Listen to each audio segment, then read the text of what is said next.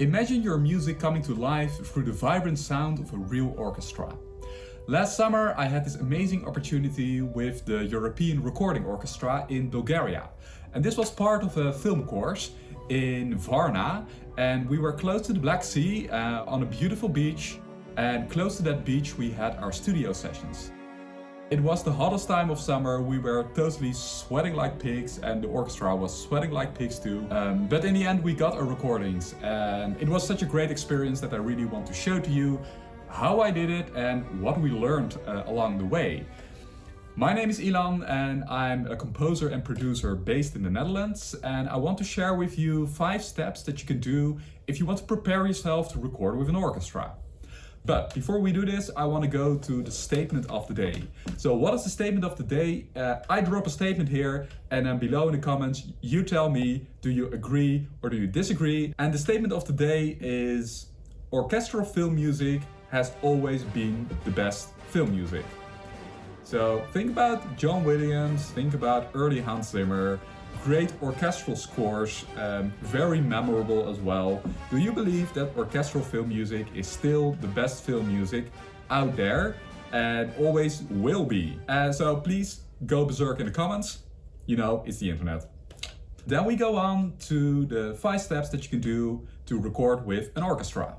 Step number 1, make a budget. Orchestras are not a cheap hobby. So this is the website of the European Recording Orchestra. If we scroll down a little bit, then you can see here that you can book a recording slot. So it will give you the ensemble, piano, violin and cello, and then how long you can record. So these are 30-minute slots, and the price, which is about 400 euros. I know what you're thinking, Ilan, I don't have that kind of money, which I understand. I mean, it's a lot.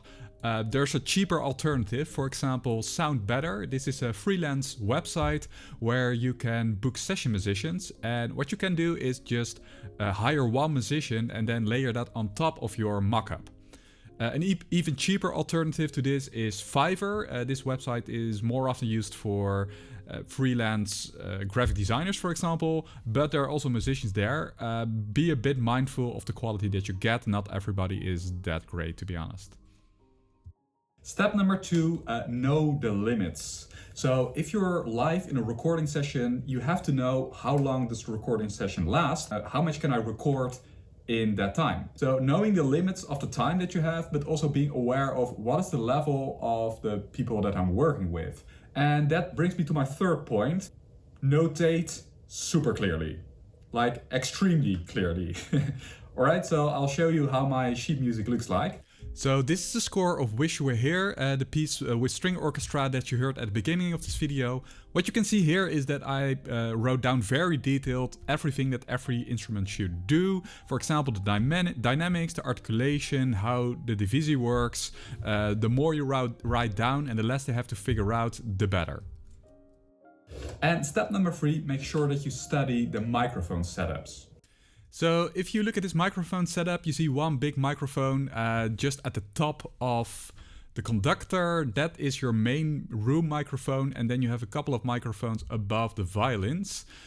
So be mindful of how your microphones are positioned, because that will influence your sound.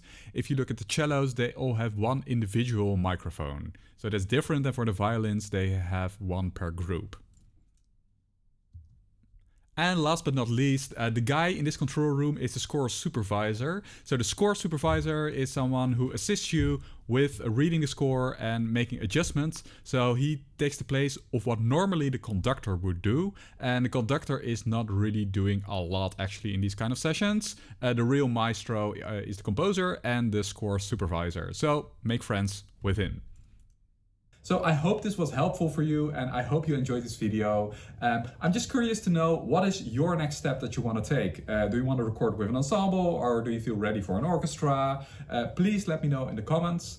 Also, when we were finished with our session, we only received the raw files. So it was no processing, it wasn't mixed. And the next thing that I want to do is show to you how to mix this orchestra. See you next time.